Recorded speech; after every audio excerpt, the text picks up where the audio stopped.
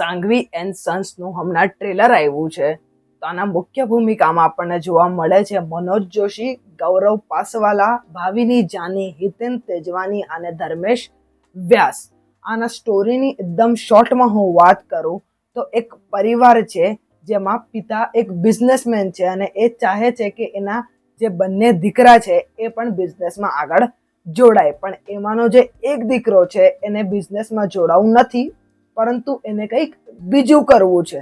પણ જે બીજો ભાઈ છે એ ઓલા ભાઈને સપોર્ટ કરી ગયો છે ક્યાંક ને ક્યાંક બીજું કામ કરવા માટે. પણ જે પપ્પા છે એ નથી ચાહતા કે એ કંઈ બીજું કામ કરે, પણ એ ચાહે છે કે એમના બિઝનેસમાં જ એ એમનો સાથ આપે, એમનું જે મિલની બિઝનેસ છે એમાં એ સાથ આપે ને એ ચીજ આગળ વધારે. તો ઓવરઓલ આપણને આ સ્ટોરી ટ્રેલર પરથી ખબર પડી રહી છે. એમ આપણે કહીએ તો આ સ્ટોરી એકદમ યુનિક નથી. આપણે ઘણા મૂવીમાં આવી સ્ટોરી જોઈ છે કે દીકરાને કંઈ બીજું કરવું હોય ને બાપનો એવો આગ્રહ હોય કે એ બિઝનેસ જ કરે, જે પોતાનું છે ધંધો એ આગળ વધારે. પણ ઇન્ટરેસ્ટિંગ ચીજ એ રહેશે કે જે એ બહાર જઈને એને કંઈ બીજું કરવું છે, એ શું કરવું છે અને શું પિતા એ બધું કરવા દે છે, નથી કરવા દેતા, કે પછી એને પાછો બિઝનેસમાં લાવે છે અને પછી લાવે છે તો કઈ રીતે મનાવે છે એને પાછો બિઝનેસમાં આવવા માટે, અને આખા જે ફેમિલીના બીજા બધા જે પ્રોબ્લેમ છે એ કઈ રીતે સોલ્વ થાય છે. તો એમ જોવા જઈએ તો આની કાસ્ટ ઘણી મોટી અને સારી સ્ટાર કાસ્ટ છે. આમાં મનોજ જોશી છે, ભાવિની જાની છે, ગૌરવ પાસવાલા, હિતેન તેજવાની જેવા એક્ટરો છે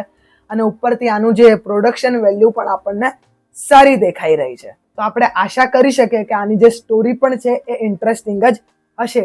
આના બીજીએમ વગેરેની પણ આપણે વાત કરીએ તો ટ્રેલર પર જેટલું પણ બીજીએમ વગેરે સંભળાય છે એ સાંભળવામાં સારું લાગે છે. લુક વાઇઝ પણ આપણને આ ટ્રેલર સારું લાગે છે. જેટલી સિનેમેટોગ્રાફી છે, કલર ગ્રેડિંગ છે એ સારો લાગી રહ્યો છે. અને આપણે આમ વાત કરીએ તો આ એક ફેમિલી ટાઈપ મૂવી છે કે આખું પરિવાર જઈને જોઈ શકે. પારિવારિક મૂવી આપણે આને કહી શકીએ. તો હવે આગળની જેટલી પણ વાત છે એ આપણે મૂવી આવ્યા પછી જ કરશું. તો આ મૂવી આવી રહી છે 18મી જુલાઈએ. તો આજના વિડીયોમાં આટલું જ. મળીએ કા બીજા વિડીયોમાં. આવજો. જતા જતા સબસ્ક્રાઇબ કરતા જજો.